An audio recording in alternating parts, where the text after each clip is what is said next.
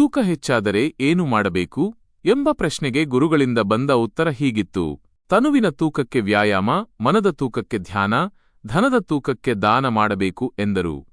ಗುರುಗಳು ಬಹಳ ಅರ್ಥಗರ್ಭಿತವಾದ ಮಾತನ್ನೂ ಹೇಳಿದ್ದಾರೆ. ಅವರ ಆ ಮಾತುಗಳನ್ನು ನಾನು ಯಥಾವತ್ತಾಗಿ ಒಪ್ಪುತ್ತೇನೆ. ತನುವಿನ ತೂಕಕ್ಕೆ ವ್ಯಾಯಾಮ, ದೇಹದ ತೂಕವನ್ನು ಇಳಿಸಲು ಅಥವಾ ನಿಯಂತ್ರಣದಲ್ಲಿ ಇಡಲು ವ್ಯಾಯಾಮ ಅತ್ಯಂತ ಮುಖ್ಯವಾದದ್ದು.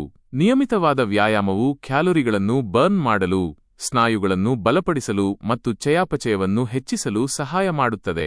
ಮನದ ತೂಕಕ್ಕೆ ಧ್ಯಾನ.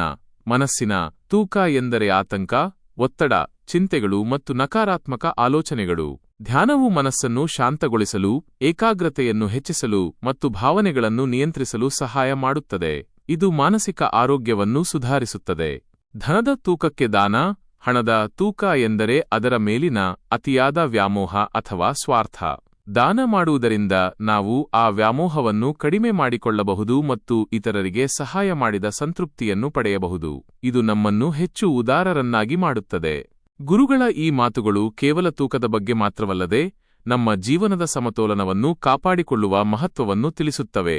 ದೈಹಿಕ, ಮಾನಸಿಕ ಮತ್ತು ಸಾಮಾಜಿಕ ಆರೋಗ್ಯವನ್ನು ಕಾಪಾಡಿಕೊಳ್ಳುವುದು ಸಂತೋಷ ಮತ್ತು ನೆಮ್ಮದಿಯ ಜೀವನಕ್ಕೆ ಅತ್ಯಗತ್ಯ. ಇಂತಹ ಇನ್ನೂ ಹೆಚ್ಚಿನ ವಿಡಿಯೋಗಾಗಿ GHPS ಸೂರಾಪುರ ಯೂಟ್ಯೂಬ್ ಚಾನೆಲ್ ಅನ್ನು ಸಬ್ಸ್ಕ್ರೈಬ್ ಮಾಡಿ. ಮಕ್ಕಳಿಗೆ ಮತ್ತು ಪೋಷಕರಿಗೆ ಉಪಯುಕ್ತವಾಗುವ ವಿಡಿಯೋಗಳು ಈ ಚಾನೆಲ್ನಲ್ಲಿ ಸಿಗುತ್ತವೆ.